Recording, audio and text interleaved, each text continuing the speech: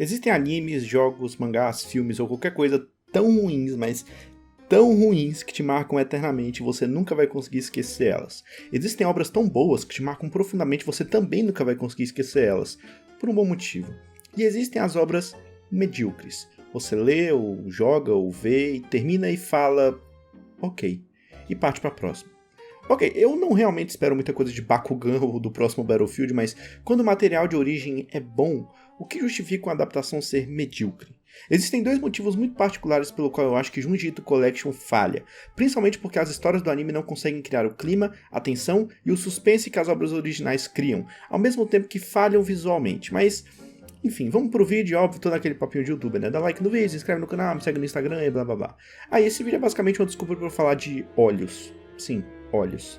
Em 2017 foi anunciado o anime Junji Ito Collection. A ideia era adaptar o 11º volume de Junji Ito Kyofu mangá, além de adaptar a coleção de contos Fragmentos do Horror.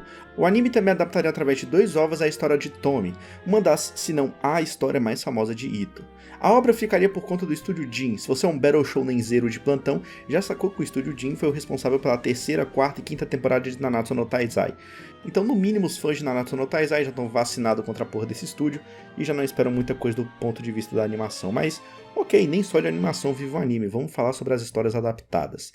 The Town Without Streets é o primeiro capítulo do 11º volume da coleção de Junji Ito, que conta a história de Saiko. Agora, a parte importante é comparar as cenas dos dois para entender o meu ponto.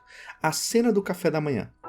O que ela passa? O que você pode tentar deduzir dela sem assistir a obra? Bom, é Junji Ito, então claramente não é um café da manhã normal, tem alguma coisa por trás. O pai tem um olho machucado e o irmão tem um dedo machucado, mas não há tensão. A expressão do pai é neutra, a dos dois irmãos é de indiferença, não há preparação para a cena.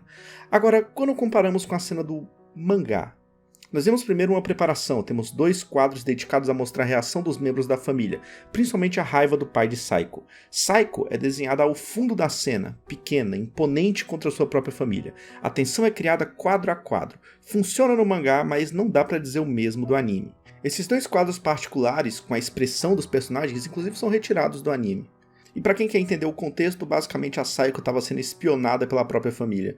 O pai tá com o olho machucado porque ela enfiou sem querer não, mas ela enfiou um objeto no olho dele enquanto ele tentava espionar ela, mas vai ler o conto. Nós podemos falar também dos visuais, mas sabemos que para cada desenho espetacular desse tipo, o Junji Ito gasta horas, talvez até dias da vida dele. Então podemos apontar que não é justo pegar um frame isolado de uma criatura e comparar com a imagem do mangá, mas não é apenas isso. É normal que um anime tenha uma queda na fidelidade visual em comparação com o mangá, isso acontece 90% das vezes. A questão é que o anime adiciona algo, no caso, a animação. Qual exatamente é o sentido de não ter a fidelidade visual, ao mesmo tempo que você não adiciona nada na obra que o anime pode adicionar, a não ser as cores, né? A animação parece lenta, os movimentos são pobres, uma quantidade absurda de imagem estática, o que me faz pensar até no seguinte: se a imagem é estática e você não faz questão de colocar no anime uma boa animação, então por que você não prioriza a fidelidade visual? O primeiro episódio da série, o conto da filha que vira boneca, a imagem tá mal cortada. Caralho, vai se fuder, cara. Mas o visual ainda é parte importante do trabalho de Junji Ito, na verdade, fundamental. E eu não me refiro só às imagens horripilantes, falo de tudo, principalmente uma parte muito importante para suas histórias, os olhos. Os olhos são uma ferramenta muito importante para sinalizar uma emoção como medo. Nós sabemos diferenciar quando a pessoa está com medo ou em choque apenas pelos olhos, mesmo que o rosto esteja parcialmente escondido. Saber ler o medo nos olhos de uma pessoa é uma forma de sinalizar uma ameaça não percebida por você. Quando os olhos se tornam absolutamente brancos ou pretos ou de qualquer outra cor, estamos mascarando essa leitura, tornando tudo desconhecido, um mistério.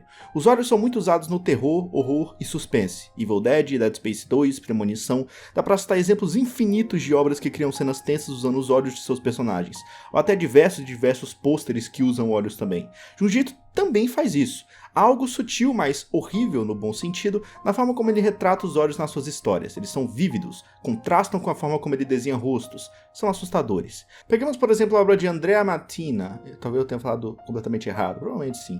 Lamentação sobre o Cristo Morto. Ela mostra o cadáver de Cristo deitado em uma laje de mármore, vigiado pela Virgem Maria e São João, que choram sua morte. Ao contrário da maioria das artes religiosas do início do Renascimento, esse não é um retrato idealizado de Jesus.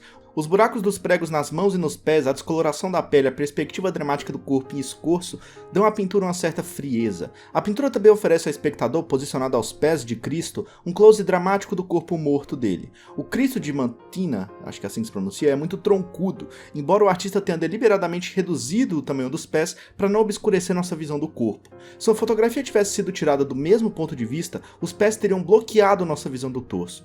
Há um sacrifício do realismo em troca da estética. Algo é sacrificado para outro propósito. Há uma distorção proposital. A ideia de mostrar essa pintura é que esse é um elemento muito visto no terror em geral, inclusive no próprio Junji Ito. A distorção que o artista faz em seu desenho é uma característica visual que diz algo sobre o personagem. Essa distorção fala algo que não pode ser dita diretamente. Por exemplo, um corpo distorcido representando uma mente distorcida. Muitas vezes essa distorção é apenas sentida, mas às vezes também reconhecida. Peguemos essa imagem, por exemplo. Os rostos são exageradamente brancos, com pouca ou nenhuma sombra, nenhuma marca, cicatriz, barba e blá blá blá. Mas os olhos sempre são bem desenhados, sempre não, a gente vai entrar nisso mais pra frente, mas geralmente são bem desenhados, detalhados, às vezes até com dezenas e dezenas de cílios desenhados em cada rosto.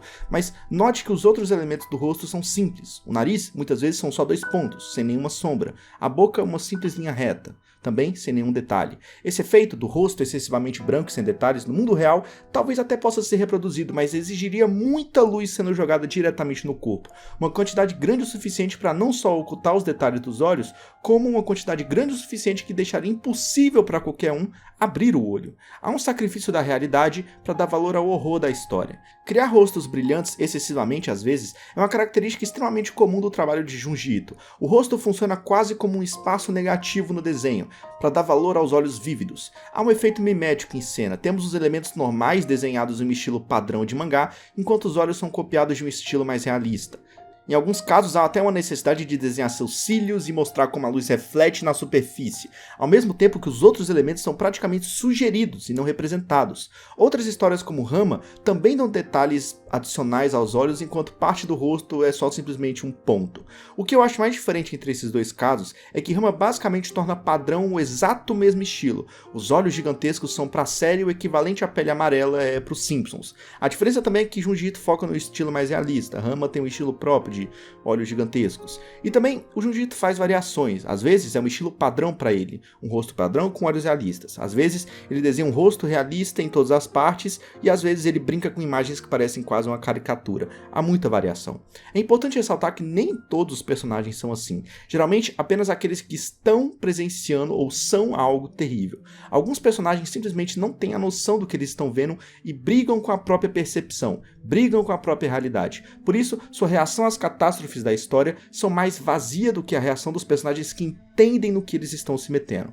Perceba como os personagens normais nas histórias de Ito, aqueles que nunca presenciaram o terror, têm olhos normais. Os personagens que veem o horror têm olhos mais detalhados, mais expressivos. E aí nós temos mais um estágio, o próprio horror.